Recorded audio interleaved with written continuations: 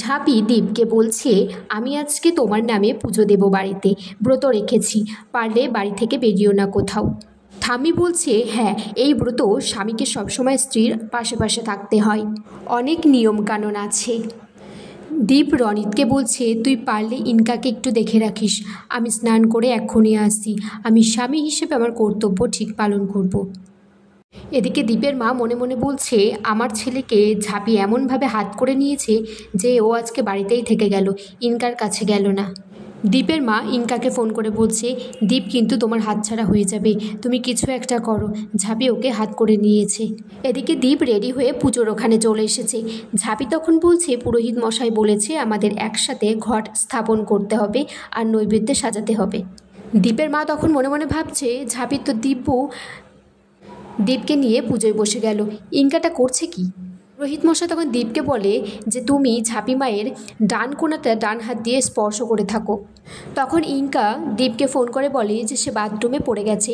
তখন দীপ তো পুজো থেকে উঠে ইনকার কাছে যাচ্ছে। তখন ঝাঁপি বলছে ওর আর পড়ার সময় পেল না, এখনই পড়তে হলো। দীপ ইনকার কাছে গিয়ে দেখে সে বাথরুমে পড়ে আছে আর ব্যথায় ছটফট করছে। তখন তাকে কোলে তুলে নিয়ে খাটে শুইয়ে দেয় আর ডাক্তারকে ফোন করে। দীপ তখন ঝাঁপিকে ফোন করে বলে যে ডক্টরবাবু বলেছে ইনকা হাঁটাচলা করতে পারবে না, আমাকে এখানে রাত্রে থাকতে হবে, আমার জানার রেসপন্সিবিলিটি, তাই তোকে জানিয়ে দিলাম। ঠাম্মি তখন বলছে, এ কী কাণ্ড কথা, এত কষ্ট করেছে দিদিভাই ব্রতটা করলো, তার কোনো মানেই থাকলো না। ঝাঁপি তখন বলছে, এই ব্রত যখন আমি শুরু করেছি ওকে পাশে নিয়েই আমি শেষ করব। ইনকা দীপকে বলছে, সব কিছু শেষ করে দেওয়ার পরও আমার বিপদে যে তুমি আজ ছুটে আসবে আমি ভাবতে পারিনি।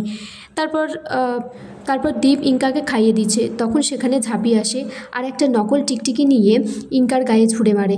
তখন ইনকা উঠে দাঁড়ায় আর লাফালাফি করতে থাকে। ঝাঁপি তখন বলছে, ইনকা পায়ে ব্যথার নাটক করছিল, ও যে মিথ্যাবাদী ফেক তুমি তো বিশ্বাস করতে চাইছিলে না, তাই আমি এই নকল টিকটিকের গায়ে ছুঁড়ে দিয়েছি। ঝাঁপি বলছে, এবার বুঝলে তো কার ছোট মন কার বড় মন, আর দেখো তুমি বাড়ি ফিরবে কি, আমি তোমাকে পাশে নিয়েই এই ব্রতটা শেষ করতে চাই।